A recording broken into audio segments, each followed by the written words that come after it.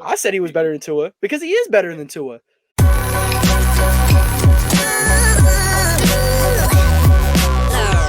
The following is a presentation of the Belly Up Sports Media Network. Let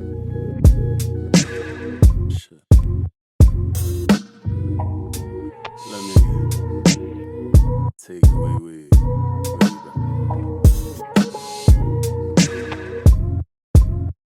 What's going on, everybody? Welcome back to Sideline Summit. I'm Antonio Perez, joined as always by Danny Code, DC, UPenn's finest, Chris Coacher, CB, Coacher Boy. We have another great episode for you guys today. We're kind of back on schedule. Summits, Plummets, NBA Weekly, Week 10 recap, Week 11 preview, Hots, Locks, Summit Savings, all the normal stuff.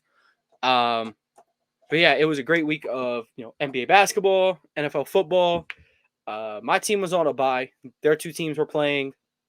Ravens probably were in the game of the week, but unfortunately, Watson picked a great time to, pull a back to the future moment. Danny's team, Danny was live in attendance to watch Matt Canada and the Steelers pull out a win against the Green Bay Packers. So, that's always, it's dope to see, from the guys and whatnot. But, to start, we can just kick off the episode. Danny can get us started with some summits and plummets. Yeah, summits and plummets. I'm gonna stick. It's called a Steelers Summits and Plummets week. The summit of the week. The Steelers are 6-3 somehow. The plummet of the week. The Steelers have yet to outgain their opponent on offense, but somehow picked up win number 6. I don't know how they keep getting away with it. They're winning games when they're they're playing very average offense. Here's the thing. It's like their offense and defense are inversely correlated. Their offense plays good and their defense plays worse. Yeah, I feel your pain. Trust me. I feel your pain. Just on a completely different stratosphere, but I do get that. Yeah. No, I would agree. The Steelers are suffering from coordinators can't be on the same page every week.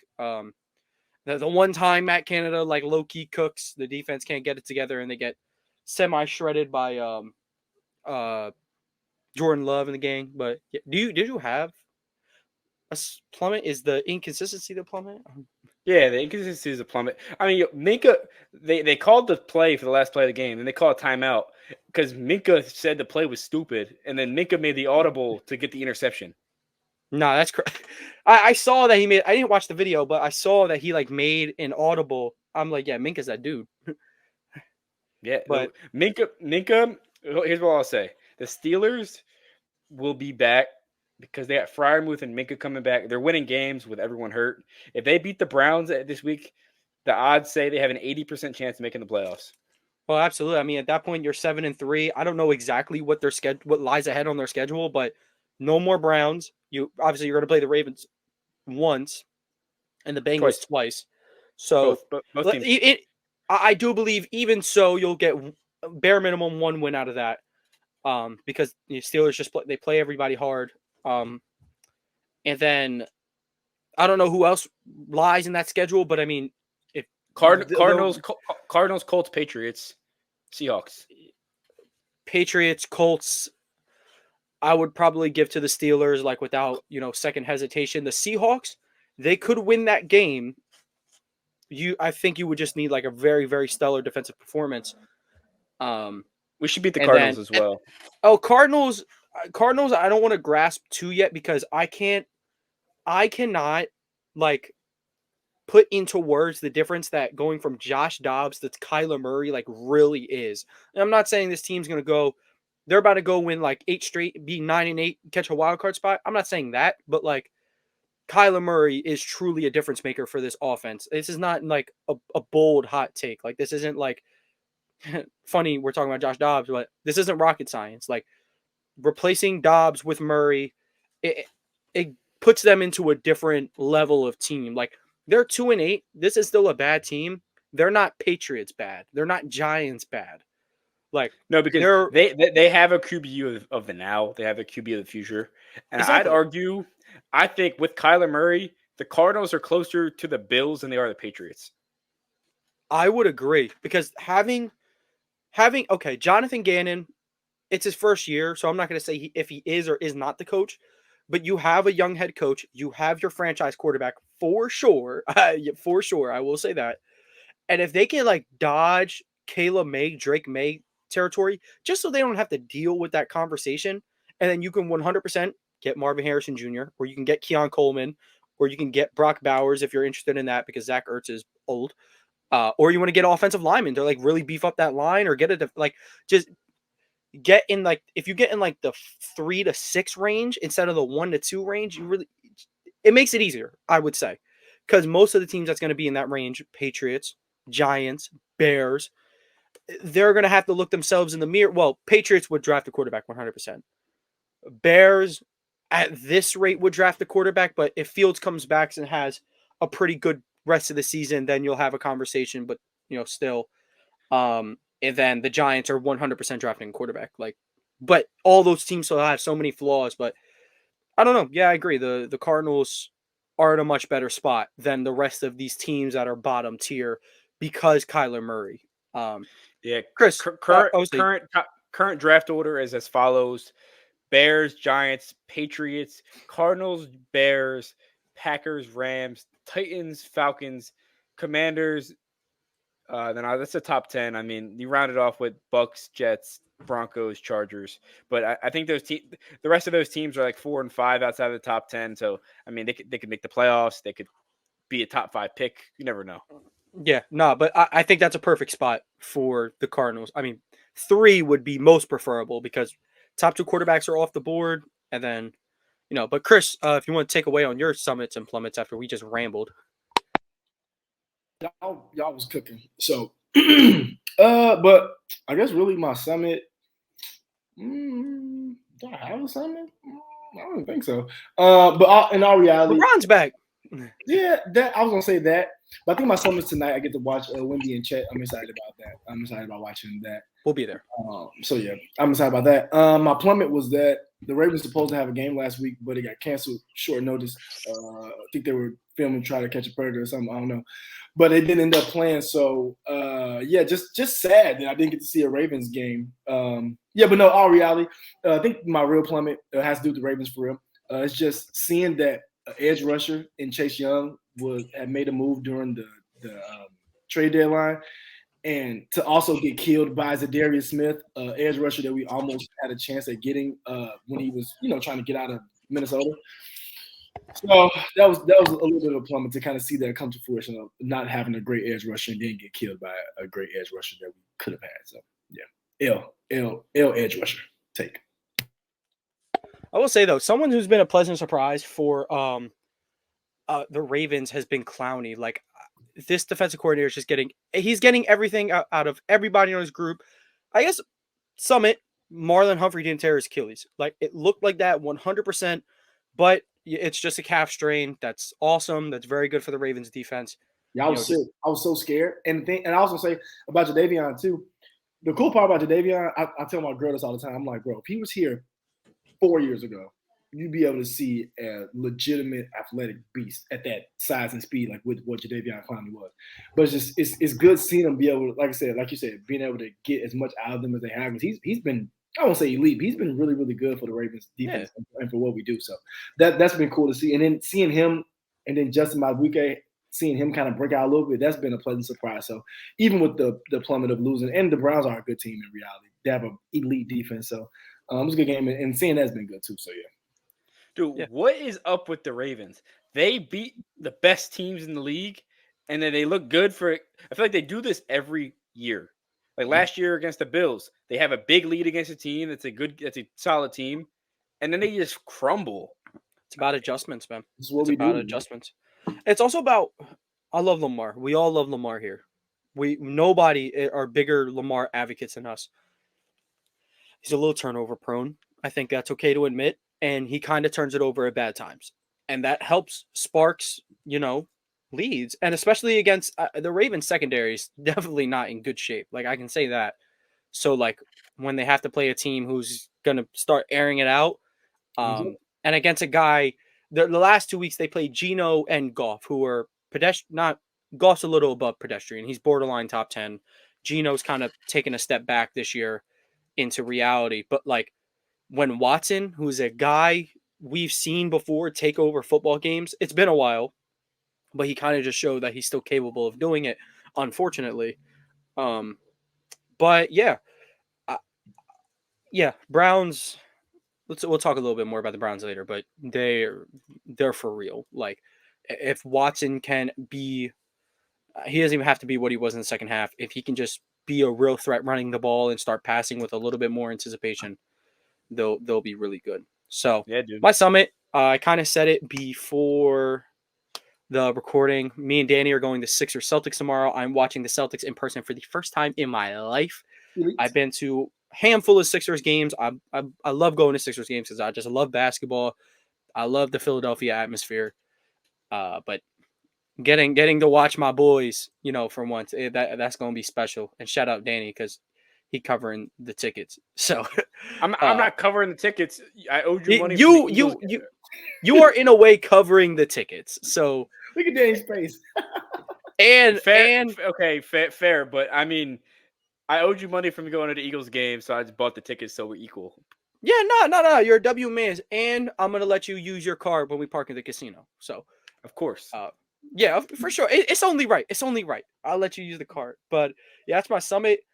I don't really got a plummet. I mean, Celtics caught like 2 losses last week since we last recorded, but I can't necessarily say I'm mad. Like, this team wasn't gonna go 82-0. Fuck it. Double summit. Jason Tatum, mid-range is back. And this is kind of going to lead into NBA Weekly, so I'm just going to change the tab now. Jason Tatum is shooting 50% from mid-range on 3 attempts a game. Sam Cassell, I love you, man. And it's going to suck when you get like a big-time job next year because you're probably not going to be sitting assistant coaching to Joe Mazzulla, but man, he's doing wonders. That's the double summit. But on top of Sam Cassell, you mentioned Sam Cassell. Him working with people on mid-range is so great because a lot of people don't know Sam Cassell is one of the best post-up guards of all time. Like in reality, him, Andre Miller, those type of guys. So him working with JT is so cool because JT's a post-up wing, not a post-up wing, but he posts up lies of wing. So I think him learning from Sam Cassell is so elite. And then working with all that's so elite. Yeah, and he has Drew Holiday, who is one of the guards in this league that they can play make out of the post. They like to do that. And opens up Derrick White's game a little more with him being 6'5" and having smaller guard. They got something good brewing. And then you have this 7'3" Klay Thompson out there, who I could have never imagined him shooting. Like, I knew he could shoot this well. He's shooting phenomenally because he's never seen spacing like this before in his life. And Sam Hauser, 47% from 3. That's unreal. And he hasn't been a liability on defense, which that's kind of the only thing that's stopping him from getting on the court. We can live with you having bad game shooting, not if you're going to be bad on defense too. But enough of the Celtics spiel. Thick of the NBA today, the Bulls and Levine have agreed to start exploring trade options. And now looking at our 3 teams, Celtics aren't going to trade for Levine. We don't need that. Danny mentioned a trade package before we were airing, but we were kind of like, the Sixers roster is so win now that we don't know if they really have any pieces that the Bulls would appreciate the picks to help start a rebuild. It's really the picks maybe, but then you got to match the money. Like, who do you want to give up? Who do the Bulls want to take? Not sure. And then the Lakers are always thirsting for that 3rd star, but anyone with eyes know that's not really their problem right now.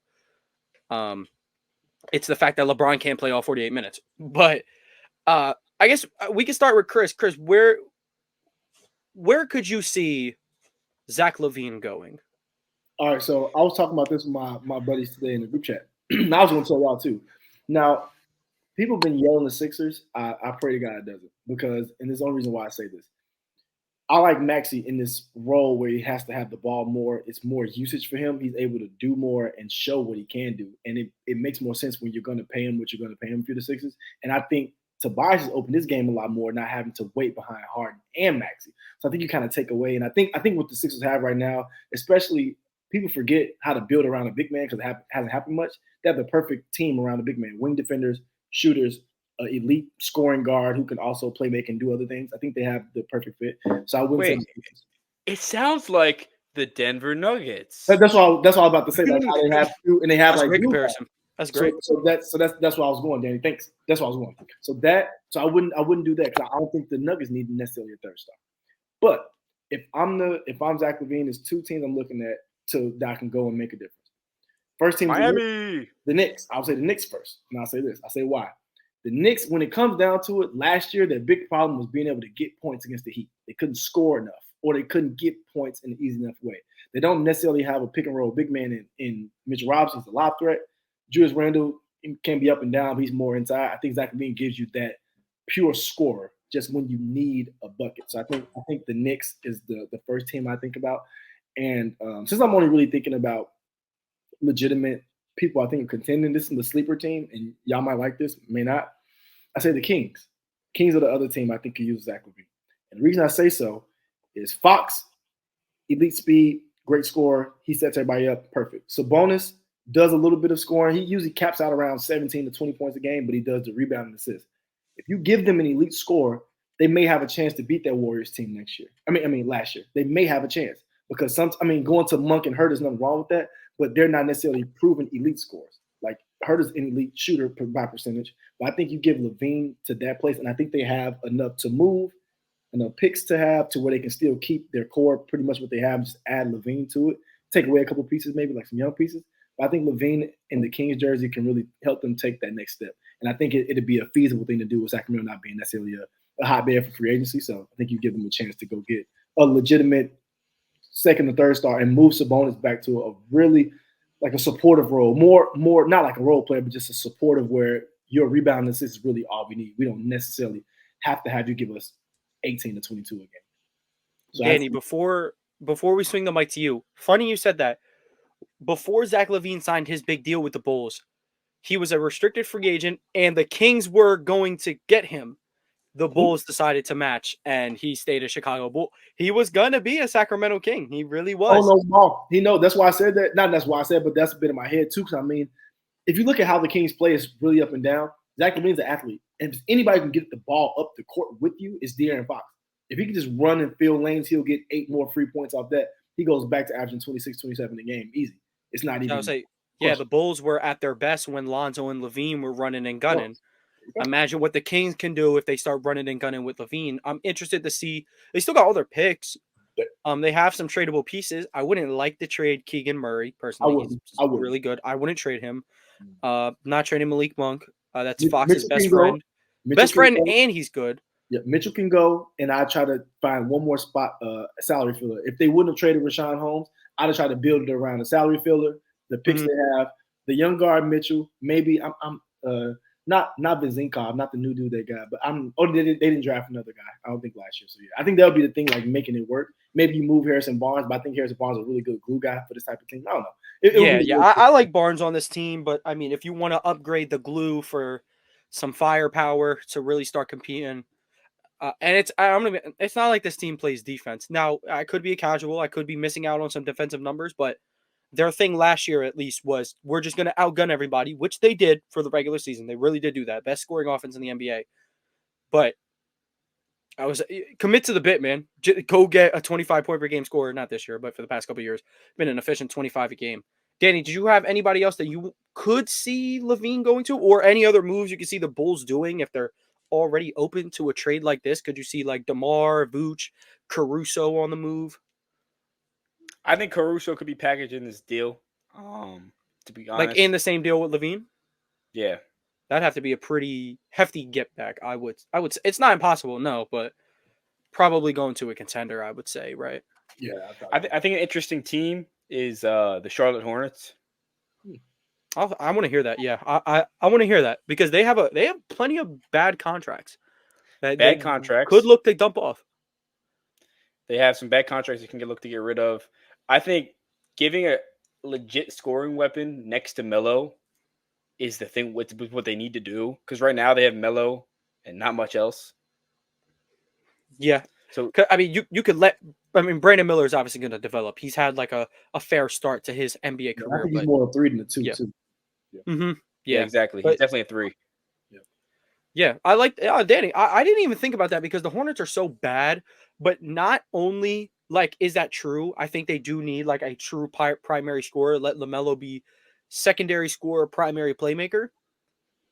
The Charlotte Hornets management is so bad that they could get off all these bad contracts. They could get off Rozier and Hayward, I don't know how much Levine would make them better. Maybe Caruso can make them step up. I mean, he's played with Lonzo. Maybe he can instill some of that defensive end into LaMelo. But I like that. I didn't even think about it because the Hornets are the only team that are not contenders that would probably make a move like that. Yep. I can't think of any other teams off the top of my head that have like super bad management that like aren't contenders and like would still try to act like they're contenders. Hey Tom, I was gonna say too, since you had mentioned that to Danny about the other two pieces, I was talking about that too. For the Bucks should try to get Caruso. They see what they're missing, losing Drew Holiday. Caruso would be a sneaky get for them. And if they're gonna blow it up, I think DeRozan's on his way out the door. There's two teams for DeRozan. Miami, for one. I think another wing scorer out next to Jimmy Butler is a good thing to miss. And you can have Bam, Jimmy, DeRozan take over your playmaking duties. You don't have to have another point guard out there unless you want to. And then another team I would say is Caruso to the Suns as well, if they can get it done. Because they don't necessarily have a point guard out there at all times anyway. If you can make it to where you can have a legitimate defender, and I like Jordan Goodwin, but you can have a legitimate lockup defender out there, I think it just helps. So I think those two people too, my bad. Just want to throw it in there. Yeah, no, it's a good one. What so I would say, yeah, because we were talking a couple episodes ago. It's like you could either like blow it up right now, or you can like wait till Lonzo goes back and run it back. But I kind of just think it's not worth it. It's not worth it, you know.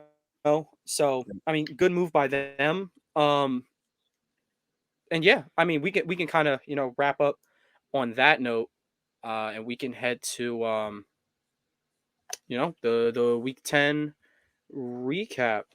I kind of wanted to start it with the Monday night game. I watched the game here and there. Danny, did you watch the full game by any chance? I watched part of it. I think. Tell me what you saw. I saw a team that was not only bad because of Josh Allen. I think a lot of people are giving Josh Allen this hate. He's not as good as a quarterback. He never deserved to be in that range where Mahomes was. Let's take a look back at Josh Allen's career stats. Yeah, please do. Josh Allen. Yeah. I think people forget how good Josh Allen really is when he's on. 2020, 37 touchdowns, 10 interceptions. 2021, 36 touchdowns, 15 interceptions. 2022, 35 touchdowns, 14 interceptions. Yes, he's turning the ball over a lot more this year, which really sucks. Like last night, one of his interceptions went right through Gabe Davis's hands. I can't really blame him on that. But here's the thing. Josh Allen, when he's at his best, elevates his team so high that the Bills can win a Super Bowl. When he's at his worst, you see they're losing to the Broncos.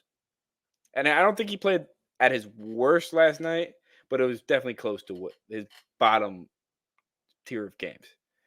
He has to consistently improve his play at that high level if he's going to be in this top 7 QB range. But I don't hate that how he's playing. When the Bills are losing, he has to take these risky plays. And their game plan of throwing the ball 45 times a game doesn't allow for him to take these dump-off passes. If you want him to dump the ball off and play safe, run the ball then. You have no run game. Yeah, I agree. And it's not even about like a lead back at this point. Like your offensive line is just incapable of efficiently building off a run game. And another thing is they don't even want to try. Like they don't even want to try to get rhythm going. And not to say their offensive coordinator was perfect, but I do feel like he was a little bit scapegoated. Just a little bit. Now, I agree with you that not that Allen's interceptions don't matter, but he has led top 5 offenses ever since he's like hit his prime, or ever since he's taken that leap. I'm fine with 30 plus touchdowns and then like 12 to 16 interceptions, like whatever, because he's putting points on the board. Their defense is unserious. And I think, oh my God, it's so bad. It's so aging. I truly think him and Herbert are in a lot closer situations than people think, just because Allen has Diggs. Diggs is not the end all be all. Gabe Davis is not good, man. He cannot be your wide receiver too. Like he could be in the core, he could sit at the table. He can't be eating first though. He got to grab his plate like third or fourth, like, and that because You get arguably the best corner of the game, Pat Surtain, taking Diggs out of the game. Where else are we going? We're gonna go to the rookie tight end Dalton Kincaid had a pretty solid game, caught a touchdown. He's on my fantasy team, but come on, man, that can't be your second option. We can't be going to Gabe Davis, and the offensive coordinator gets booted because their receiving core is not serious. I can get maybe because he doesn't want to, run the ball, but I'm not out on Allen. I will say though, he does need to play more consistently, because remember when we talked about that Wentz scale, when Wentz is your average Wentz, he's a 5. And I said Allen's like a 9.5/10 version of Wentz. He's starting to develop that Wentz inconsistency as well with turning the ball over. He's starting to bump down. Maybe he's like an 8 Wentz instead of like a 9.5/10 Wentz. He's never played as bad as Carson Wentz has, like when Carson Wentz is bad, and not saying he ever will, but his off nights are off nights, man. I'll say that. For certain. Chris, I have you on record for calling Josh Allen overrated. So what do you think? Today is my day. Today is my day. I'm so happy to spew this hate. I should have been invited to the inaugural Player Haters Ball. I should have been there in a suit and tie with an F Josh Allen. No, I'm just kidding. But reality, though, I do think Josh Allen is a little overrated. But I don't throw that game on him to that's like my moniker to overrated. I don't think that's it. It's just like you guys said, and I'm a Von Miller fan. It's about done though. For Von, he's done. That secondary, they look as bad as ours sometimes. And they have Jordan. Celtics Shaq, Hakeem Raptors, MJ Wizards. Free the Bills, because that's unreal. Free Greg Russo, even though he has not learned any technicality, he's still a beast athlete. Free him too. But seeing them, I think what they're missing is a wide receiver too. Like you said, Tom, they're missing a wide receiver too. And I personally like Gabe Davis as the thought of him. Like the thought of him as a receiver sounds. That thought of him. What do you mean by that? The thought. He's not good though. Like you said, he tricked me. He looked like a wide receiver. He showed me every. He fooled us. One game he tricked you. Yes, and that one game where he was generational. He 2 years ago. Calvin Johnson Jr. I'd never seen it. Never seen it. He tricked me. I think, like you said, though, Josh, like both of you guys said, Josh Allen has to work on consistency for one. And as a Lamar fan, I know turning the ball over is a big deal. But sometimes you can't put every turnover on the quarterback. It's easy to do it because they man the offense. But, I mean, if a receiver's job is to catch the ball, I mean, if it hits his hands, something got to happen. Like he has to do something. And that happens to Josh Allen a lot. So You go ahead. That's I was just going to say, I'm such a big advocate for ball hits your hands, you catch it. I do not care if it is high, low, you're getting killed, you're on the sideline. I don't care. If it hits you in the hands, you must catch it. And every wide receiver coach in the nation will vouch for that. They are not going they're not defending their receivers because that ball was too high. Like, no, if your mitts are on it, you got to catch it. Like, I truly feel that way. I used to play receiver in high school. I played receiver basically since I started playing football. You got to catch it. Danny just got done, playing sprint football. He knows. Elite receiver. And I would say Danny, from what he showed me, doesn't have a drop issue. So he can also vouch for this. Ball hits your hands, you got to catch it. DC, come on, man. Greater than Gabe Davis, I fear. Sorry. Yep. Danny would make a mean Scotty Miller. Yep. Ooh, nice. He would make a real feisty Britton Covey. Cole Beasley. Oh, and the crazy part. Yeah, Britton Covey. Oh, Britton Covey. Yep. Yeah, I like that. Elite punt returner this year, by the way. Don't sleep. I hated him last year, but he's been pretty good. But about other quarterbacks, one who doesn't have a problem turning the ball over is Kenny Pickett. 3 straight games without turning the ball over. The Nice. Steelers, I've been put it in there, Danny. You slick slide down. He's got to sneak in the agendas, man. He's an elite Alex Smith. Yo, that's some ceiling, I will say. That is a ceiling. That is. It's certainly a talent bar. If you were to combine Joe Burrow and Alex Smith, Kenny Pickett falls right in the middle. Whoa. Joe Smith. There he is. Yo, I don't know if y'all would get this, but the Dragon Ball fans would get this. If they did a Patara fusion, it'd probably be closer to Nah, it would be closer to Alex Smith if it was Batara, but if they did the fusion dance, it'd be closer to Joe Burrow, and that's a reference to Gogeta's better than Vegito, and nobody's gonna get that. But I thought anyway, you were gonna say it was closer to Sam Bradford. My bad. oh, Sam Bradford, Eagles legend. Oh man. But no, Danny, I have noticed that Kenny Pickett, they're not turning the ball over. They win games when you don't turn the ball over. Shocking. And I will say, getting, like you said earlier today, getting Warren and Harris touches. It's not Harris RB1, Warren RB2. No. Let It's them split the Warren carries. RB1. Warren RB1. Warren was named the starter for the first time ever this week. Well, DeAndre Swift also be getting named the starter. When I'm just saying, in terms of getting the split carries, Fair. I think Yeah, having but Johnson back helps a lot. and too. the O line's dominating in the run game, at least from what Oh my I see. God. And Najee looks a lot more explosive. Obviously, Jalen Warren is a very explosive back. Matt Canada, he made it easy this week. He survived. He lives to see another day, per se. Kenny had last time he threw an interception was against the Texans. That's Yeah, I think having That's DeAndre pretty Johnson good. back is good too because it helps with giving Pickett just another weapon, but also too helps take some of that pressure off just having Pickens and just having other guys. I think it helps the run game too. I think just having another person who you know is going to catch the ball if it's thrown to him if he's targeted. I think that helps too. Yeah, check these numbers, man. I mean, Jalen Warren, 15 carries, 101 yards. Najee Harris, 16 carries, 82 yards. So they both get 15 plus carries each. Both get over 80 yards. They account for, including their receptions, they accounted for over 200 yards of the offense. You got Pickett a little bit, not crazy involved, but him, Hayward, Deontay Johnson only had one catch. Yeah, I'll say the pass game wasn't entirely effective, but when you're not turning the ball over, who really cares? No. The problem is I was at the game, right? Yeah, go ahead. George Pickens and Deontay Johnson are open a lot. And I'll tell you this. Pickens looks like he doesn't want to be there when they're not throwing the ball.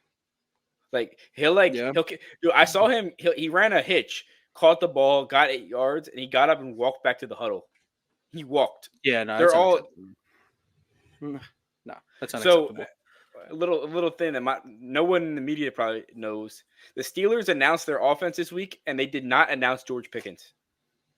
Really? So he technically didn't start? Technically, Are you talking about at this? Are you talking about at the stadium? at the stadium? They did not announce him. Who do they announce for receivers? Obviously, Deontay. Deontay and Allen Robinson. Wow. Did they announce two backs instead? Two backs. Yep. So really, Harris and Warren started. Yeah. Damn. That's nice. You know what I want to see a little bit more from them? Use Harris as a fullback for Warren. That'd be Warren's awesome. Warren's a better blocker. Have them swap. And then at that point, you can start playing games. You can play a little misdirection with a fullback carry. They can get fun. They can get creative. Matt Canada, I think he's a little bit capable. Maybe, possibly. Better But than Ken Dorsey, I'll tell you that. I'll tell you what, though. The NFL is better when the Steelers run the damn ball. Because that's been their identity since the beginning of time. Franco Harris. Big Ben, they went away from that shit, though. When they had Big Ben, they were slinging that thing 45 times a game. Well, even so, he started his career with Jerome Bettis. They went on to who took his Rashad Mendenhall. No, who took Jerome Bettis' spot the Super Bowl year? I can't remember. I think it was something Parker. I'm not sure. And not Willie Peter. Parker, baby. Willie Parker. I think it was Willie Parker. Yes, he took his spot. Then you go to Rashad Mendenhall, and then you get to Le'Veon Bell.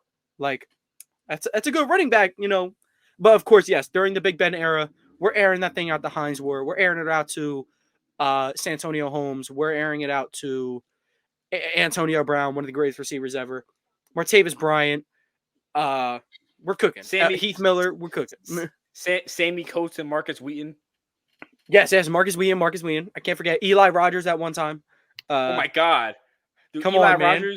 Eli Rogers sent us to the playoffs against the Ravens that one year. I remember that. My brother had a Michael Wallace jersey. I said, yo, let me change the nameplate on that to Eli Rogers. Yeah, man. Don't forget Dre Archer, Steelers legend. Oh my God, Madden Mobile Beast. Come on, man. We can't forget he died for our sins.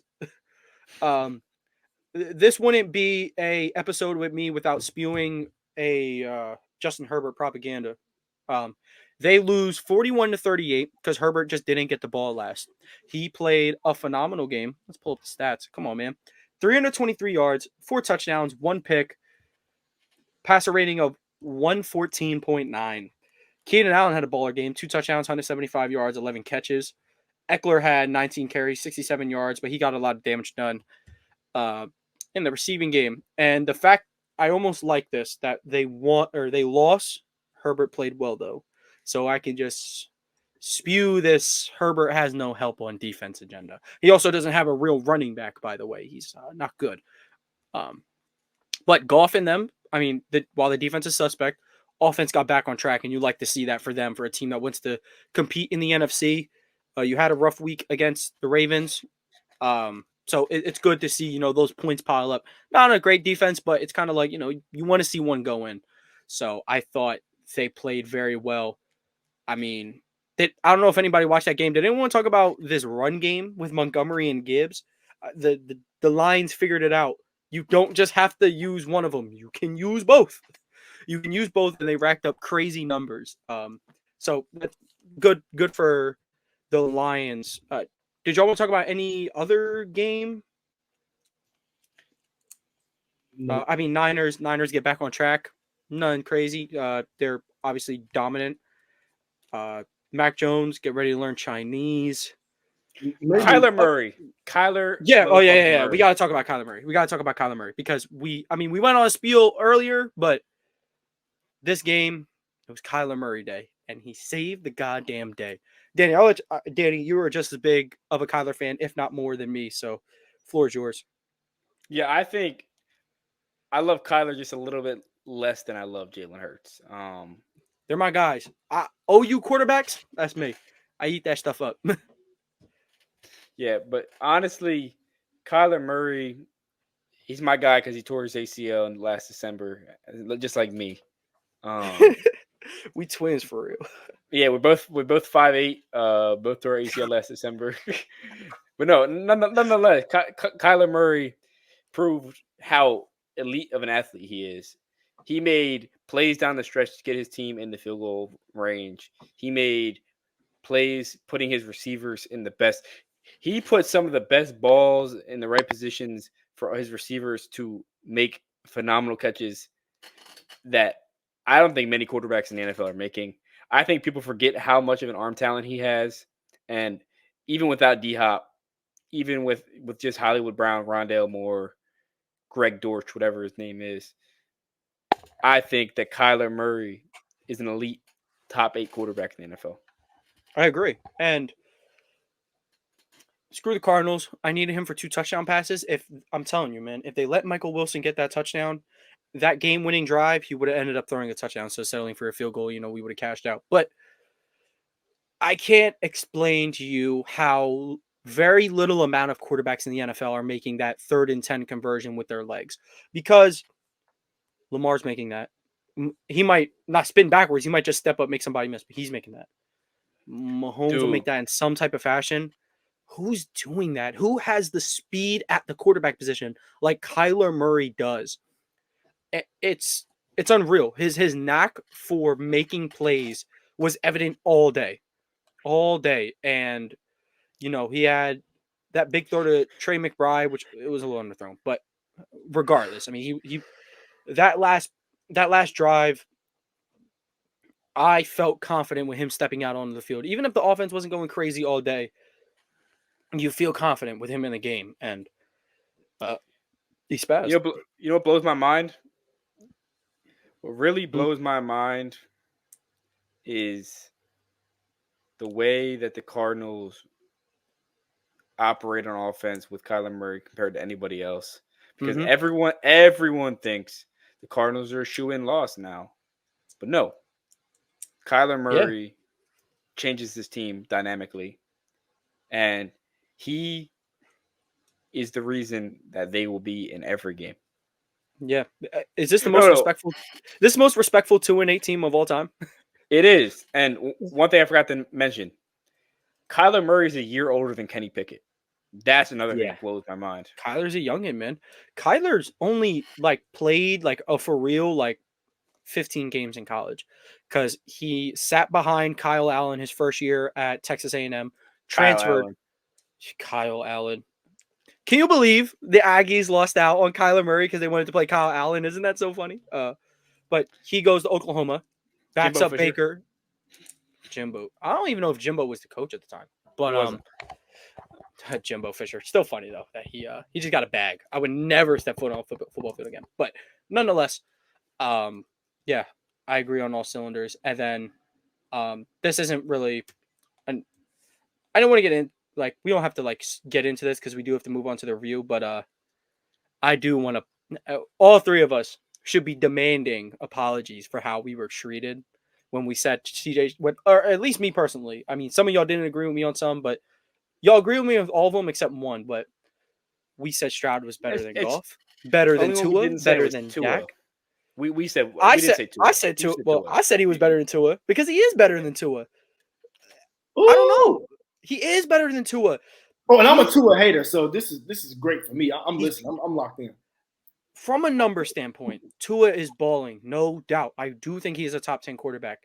I advocate for him a lot. I do think he's a step above the tier of Goff and Dak and the rest of those mediocre not mediocre, but 10 to 15-ish range. Tua's graduated from that. We're past that.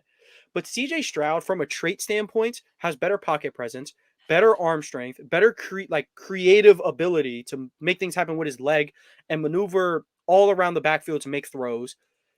And it kills me that I'm saying this. He's got it. I don't believe in that. I don't believe in that it factor, but he's got it, man. He's got it. No moment is too big for him.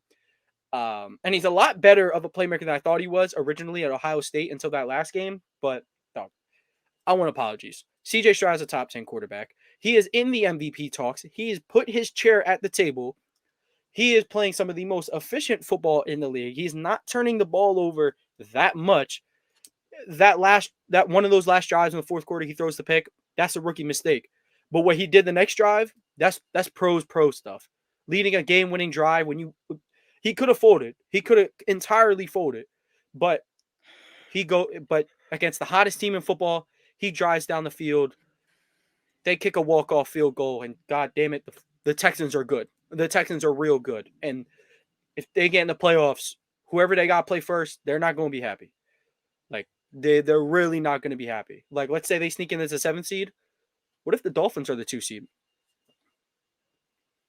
I'm going to have agendas to push by then. But we can get into our week 11 preview.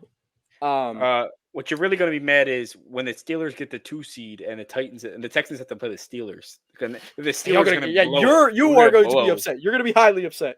I will be. But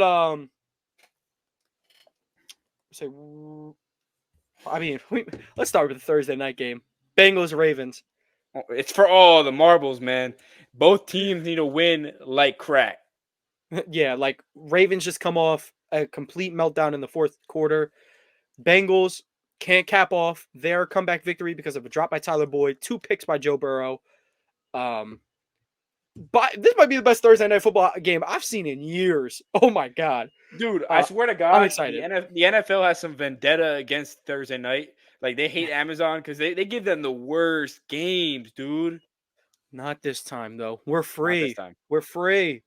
Demon's home. The demon's home. They don't let out the demon. Y'all remember the Colts Broncos game last year? Come on. I have nightmares about that sometimes. Chris, you don't remember that? I don't. No, it was a masterclass, bro. Shootout. It was crazy. It was not. I think they combined for 15 points. I think it was 9-6 or something. KJ Hamler took his helmet off after the game and threw it at. Oh my God, Penn State legend. Yeah, he was, bro. That was, oh my God. Matt Ryan versus Russell Wilson masterclass. But back to this Thursday night game. Yeah, like Danny said, I think both of these teams need a win. Bengals, they were hot for a little bit, but falling to 5-5 with the rest of their division playing how they are, don't think you can really afford it. However, if you're the Ravens, back-to-back losses at this point in the season is also not ideal. When you have the Browns just beat you, the Steelers are still creeping somehow, and yeah, I just don't think you can afford back-to-back losses here. Ravens are, they're home. I don't know of any weather implications, but I mean, I really hope the Ravens just start running that ball, run the ball heavy. And if you're the Bengals, attack this weakened secondary. There's probably not going to be Marlon Humphrey out there. Try to expose the secondary. Your run game ain't even been that good anyway. So hopefully T Higgins is back. But if not, I mean, you have Jamar Chase, so you'll be okay. But I'm excited for this game. But we could pass the sticks to the Ravens enthusiast here. I'll be honest with you. I hope T Higgins is not back. I hope he's not back, and I don't want to see that against our secondary. I just do not. If I'm keeping it 100% honest, I don't want to see that mess. But yeah, it is cool to see a good Thursday night game. Having my Ravens be on it is cool, and I think it's a big game too. Like kind of like I talk about all the time when we talk about football. I love a good narrative, and I love a good reason for something to happen. This is a big game. It is. I was showing my lady yesterday. I'm like, look, these are the teams in the hunt, and the Bengals were in the hunt, 5-4. Ravens come off an L. This is a big game for both. I think it's a good game for Ravens to get back on track, to win. Not saying they lost 2 or 3 in a row, but just I think that loss Sunday stings. It stings. Mm-hmm. Absolutely. So they got to get back on track there, and I think the Bengals, like I said, they got a lot to play for. In my opinion. So I'm looking for finally a good, like I think Danny said, like a good Thursday night game. Finally, a good one. So that's kind of what I think. But that's really the game I'm looking forward to. I wouldn't say the most for Week 11, but looking forward to it pretty heavily. Yeah, I agree. Now we got all our points out of the way on that game. Danny, there's another AFC North matchup that might even be bigger than this one. 6-3 Steelers, 6-3 Browns. Bro, just take the floor. Go ahead. We talked a lot about the Steelers. I'll let you talk more. I've learned this week that the Steelers fans don't hate anyone more than they hate the Browns. They hate the Browns more than they hate the Ravens, which is kind of crazy. I heard a lot of fuck the Browns at a Steelers-Packers game. I think it's because the Browns have been little brother for so long, and they're like kind of nice now. So it's like you try and be big bro. It's like, I don't know if you would experience that. I personally haven't. My little brother is not that way, but I know my older brothers have experienced that because I'm that fucking dude. But anyway, it might be. Go ahead. It might be on the side of that, but this game is pure AFC North football. T.J. Watt versus Myles Garrett. We're gonna see some quarterbacks get sacked. I hope Deshaun Watson gets sacked a lot. He deserves it. He deserves it. I'll say that he does deserve it. That is the matchup, Danny, right there, as you just said. Myles Garrett v. T.J. Watt. That is elite pass rusher right there. And Zadarius Smith. I think people forgot how good he really was.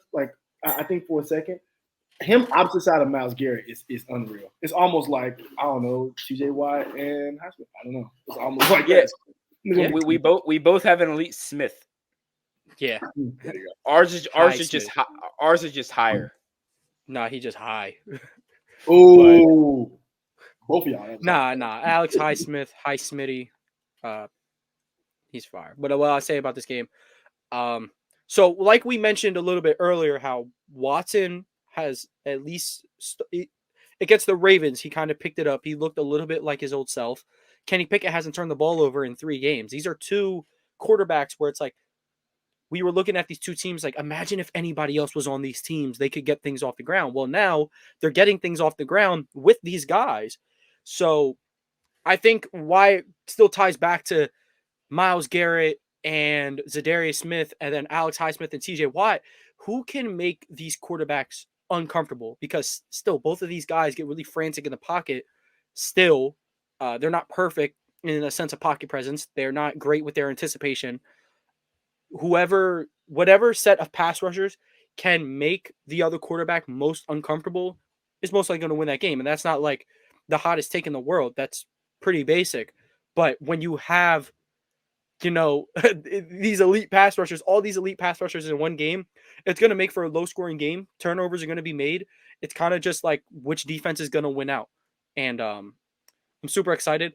I think I'm going to lean the Browns here. I think that win coming off, coming off that Ravens win, it's going to be, that's kind of great momentum. Watson carrying his momentum from the second half into the next game. It could be dangerous. Now, I know Minkah Fitzpatrick is coming back, so, not a good sign for him. But I think this defense played really well to end, the Ravens game, carried it over to a offense that there isn't really any elite receivers. I mean, Deontay's still really good, but I don't think any elite receivers that can expose the back end. Yeah, I'll go Browns in a pretty low scoring fest. I think I'm gonna go like 17-14. It could be like a situation where like offenses are stalling all game and then the defense just get tired at the end and they start trading shots. But yeah, we'll see. This is gonna be a good game. This will be a great game. Yeah. So I know that the Ravens almost lost Marlon Humphrey for the year. The Steelers lost Quan Alexander, starting middle linebacker with a torn Achilles. Yep.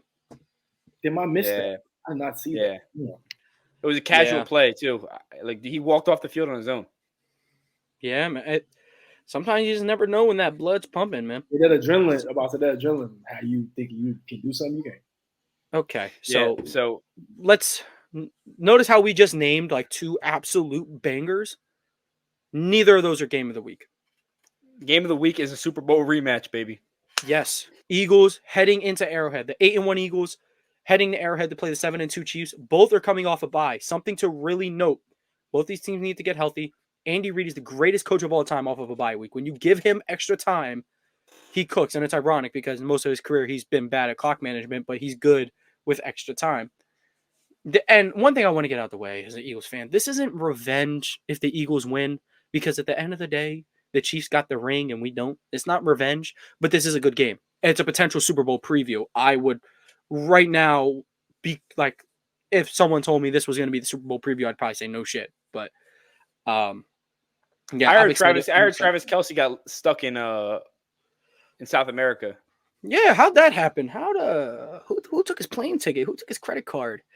Who did that? That's so crazy. Who Taylor Swift won't. Taylor Swift not gonna be in attendance, so that means you're gonna have a bad day. Kevin Byard. What will you do when you have Kevin Byard right in front of him? He's gonna cook Kevin Byard. But here are most of the majority of the matchups that I'm looking to see. I mean, the KC defense has been phenomenal this year. Like nothing short of it. They're a great scoring offense. I believe the Dolphins got the first 20+ yard touchdown on them all year. The Eagles, where I think they have the advantage, yeah, they do want to do the explosives, hit A.J. Brown, hit Devontae Smith all the way down the field.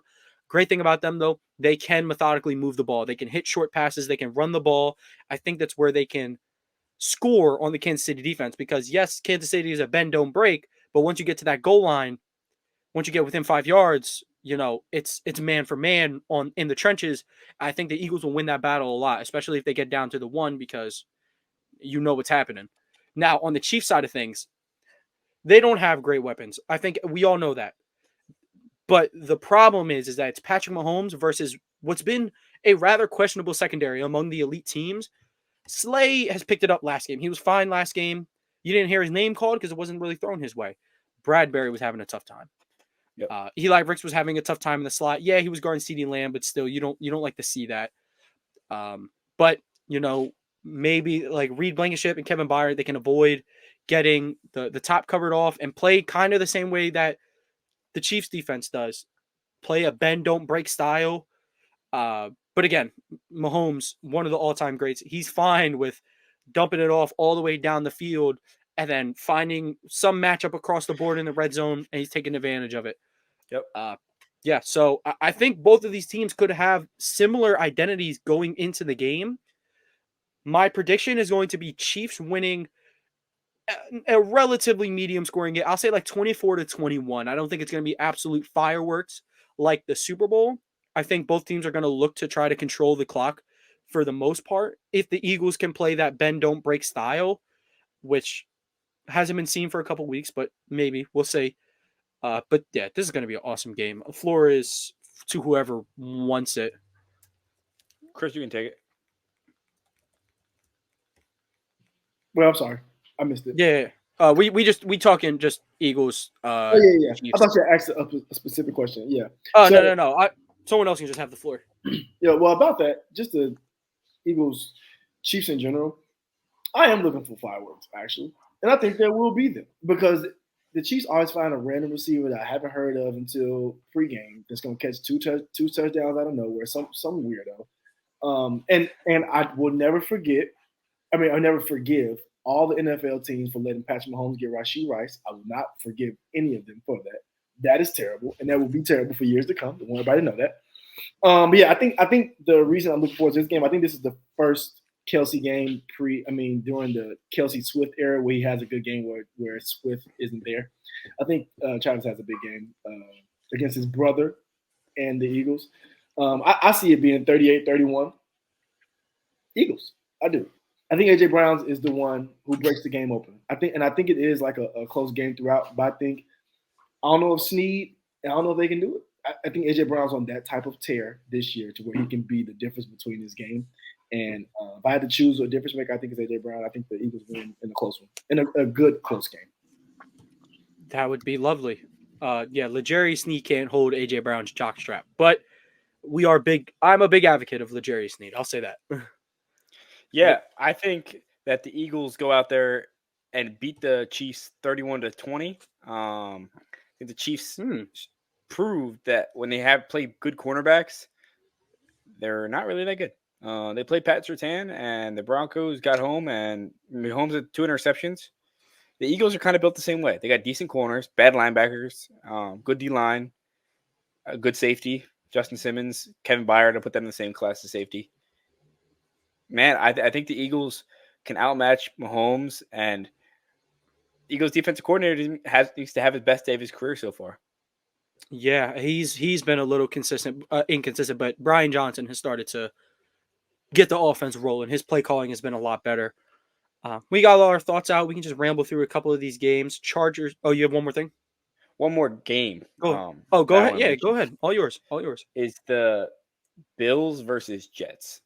Mm-hmm. 4-5 team versus a 5-5 team. This game will make either of their season. The Jets, Aaron Rodgers is out till next year if they lose.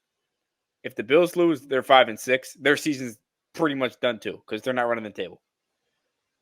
Yeah. It's going to be a big one. I think more so specifically for the Jets because the Raiders, that was supposed to be your game. This is such a brutal stretch coming up. You had to get this one. However, you've beaten the Bills already. The Bills look beatable.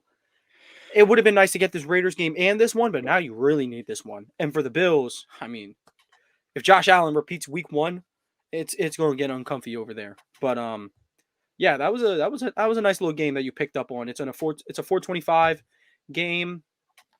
The Bills are favored by 7. I don't see it. I think that defense, like Robert Saleh said, all these elite quarterbacks have gone through the gauntlet, and he's given them all hell. So, who I would pick to win that game, I'm not quite sure. I think I would lean Buffalo, but because the Jets' offense is just that abysmal. But yeah. Okay. I can speed run the table real quick. Bears, Lions. You all know how that's going down.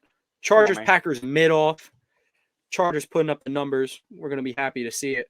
Raiders, Dolphins. Raiders on a 2-game win streak. One of the best pass defenses in the NFL. Miami is favored by 12, though. I think that's a very interesting one that we can maybe get back to in the next segment. But Giants, Commanders gotta pull this one out. They want hopes at that 7th seed. Sam Howell's a beast, though. We're advocates for Sam Howell over here. He was QB1 in that class. Cowboys, Panthers. Cowboys are 10.5 favorites. I might bet on them to win by 30. Titans, Jags. It's not a gimme for the Jags, but hope they can bounce back after that whooping. Bucks, Niners. Niners are cakewalk in that. Seahawks, Rams. It's not a gimme. I don't think. I think the Rams might win, actually. We'll get back to that. Both teams might fucking lose. I don't even know. Somebody's got Sunday, and then the Sunday night game's kind of a banger. We got Vikings Broncos. Who would have thought 2 weeks ago we would be saying that's a banger? Me. It's a good game. That's gonna be a Josh good game. Dobbs is my favorite quarterback ever. Alopecia man. You should have kept him. But one of the more interesting 1:00 games: Cardinals Texans. Kyler's back. Stroud's the hottest man on the planet. Whoa! That's Jalen Hurts. Come on now, not in that sense. Come on, man. Come on. What are you doing? Philly really got 1 and 2. Philly really got number 1 and number 2. Kelly Oubre. Come on, man. Okay, so hots and locks. Hots and locks. Yep. I'm taking the mic away from you. I'm going first this week. You're in timeout. So okay. My lock. All right. So for my lock, I'm taking the easiest way out. I'm going Cowboys over Panthers. It seems pretty easy. So I'll go that one. And definitely to cover that 10.5 spread. That's way too low. I never thought I'd say that about an NFL game. That's way too low. Cowboys are gonna destroy the Panthers. So that's my lock. For my hot take, I'm gonna go with the Raiders over the Dolphins. I think they ride the interim head coach wave. I think they have one of the best pass defenses in the NFL. I really don't like the Dolphins spread on that being, plus or minus 12. I think the Raiders can throw some stuff at the Miami offense. And then on the other side of the ball, it could be tough for Aiden O'Connell and the group, but I mean, not really obvious, not really like a bold take here, but just find a way to get Devontae Adams the ball and you'll be okay. So yeah, my lock is Cowboys over Panthers, and my hot take is Raiders over Dolphins. Danny, are you normal again? Can we pass the mic back to you? The mic can go to Chris first.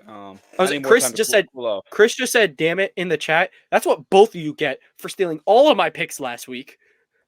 Damn it! I was about to use what you said too. Like Raiders got one of the best pass defense. It doesn't even matter. Forget me. Yeah, but I had another one. Don't get it messed up. I had some in the tank. So my lock for the week is none other than the Ravens over the Bengals because we need to lock in before I tweak out and win this game. we have to have it. So I'm calling in my lock. I'm trying to speak some good juju. That's my lock for the week. And my hot for the week is y'all might not like this one. I don't even like it, honestly. But my hot take for the week is that the Buccaneers beat the 49ers. I know it sounds crazy. I know it does. It is crazy. It actually is ridiculous. It's a hot take for a reason, fam. But damn it, one time Baker Mayfield has to do something. And this may be the time. He may do something. So I'm going with that for my hot take. Wow. That's pretty ridiculous. Yeah, I mean, hey, it's got to be a hot take. You know what I'm saying? I would say his lock is almost more ridiculous, but I'm gonna bet $1 on it on that hot, and hopefully it hits.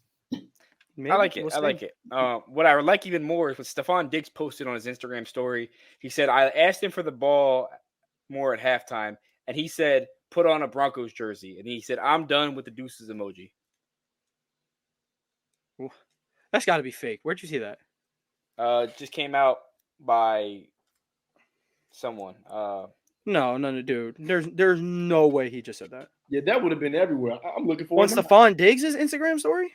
That's what someone said. Dude, there's nothing on his Instagram story. They must have taken it down. I think they lied. If Josh Allen told him put on a Bills jersey, no, probably the O coordinator. Nah, there ain't no way, bro. There's no. But anyway, way. Now that's a fireable offense if he actually said that. But he got fired today. So why are you sending me Chargers wide receiver Mike Williams on Twitter? Yeah. Anyway, what is that? What is that? There's no, that can't be real. Who are you? I don't know. Yeah, go ahead. Sorry. My lock of the week is Chargers over Packers. I think the Packers are very unserious. Jordan Love needs a developmental year, and they need to get more weapons on that offense.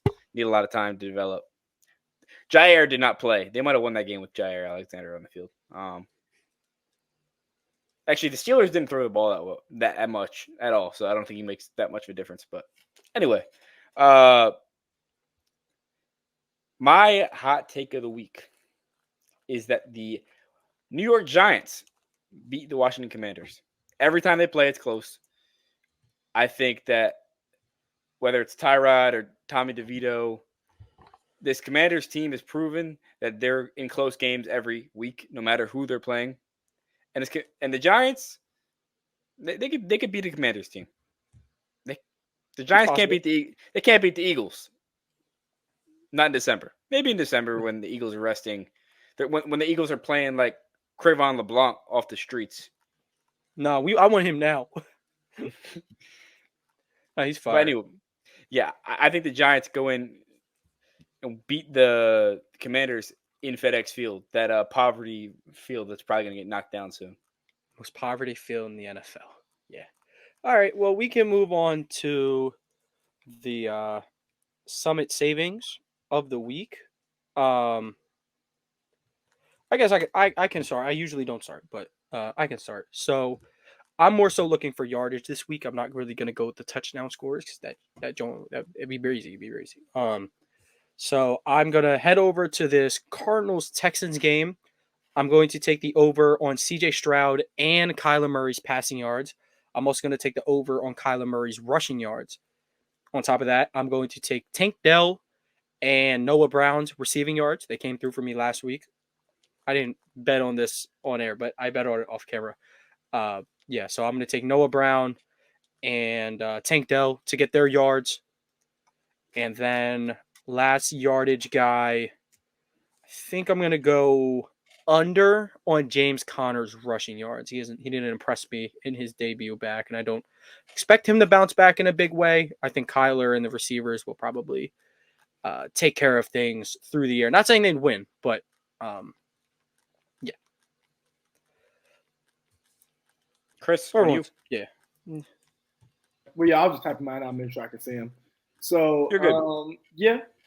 So, first pick is Lamar Jackson, pass rush yards, over.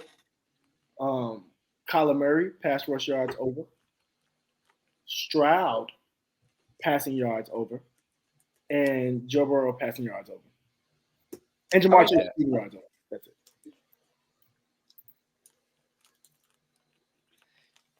There you go. That might be lit. It's play. Yeah, that's playable. So it was Lamar pass rush, Kyler pass rush, Stroud pass, Joe Burrow pass, and then Chase yards. Yep. There we go. And then Danny, you are last but not least, my friend. Yeah. So I'm gonna take a same game parlay all in this Thursday night football game. And we're going to get really interesting on this in this parlay. So we're going to do it's $10 pays out you $700. Jamar Chase anytime touchdown, Mark Andrews anytime touchdown, Lamar Jackson anytime touchdown, Joe Mixon anytime touchdown. Oh my God. Zay Flowers over 50 receiving yards and over 46 total points on the game. Damn. You said Flowers, receiving yards. What you said, Lamar touchdown. Yeah. How many total points? Over 46. Over 45.5. Okay, got it now. Okay. Danny, hope you know you are responsible for making that you and Chris's betting video. Since that game is tomorrow, you might as well get it out. Yeah. So mine is Kyler pass rush yards, James Conner under rushing yards, CJ Stroud passing yards, Noah Brown takedown receiving yards. I like all those. Danny's got Chase, Andrews, Mixon, Lamar for anytime touchdowns. He's got Zay Flowers for receiving yards, and then he has over 45.5 points on the game. And then Chris has Lamar pass plus rushing yards, Kyler pass plus rushing yards, Stroud passing yards, Burrow passing yards, and Chase receiving yards. All these are highly playable, and I'll probably do that. But Danny's might be for just that $10 mark. Might not go over that. But yeah. Thank you guys for tuning in. If you're watching this on YouTube, make sure you like, subscribe. Comment down below, your favorite picks for this week, your favorite game this week, whatever it may be. If you're here listening to this on an audio platform, make sure you like, download, leave a 5-star rating. Head on over to YouTube and subscribe as well. Y'all got anything to say before we get on out of here? Not at all. Nope. Looking for a bounce back for my boys. That's about it. And the Lakers win tonight. So, Yeah. We'll see. Yeah. Chet Wemby Masterclass. We'll be there. But thank you guys for tuning in. Oh, apologies. From AP New Freezer, Culture by Migos, and DC Comics. Thank you guys for tuning in, and we'll catch you guys next week. Peace.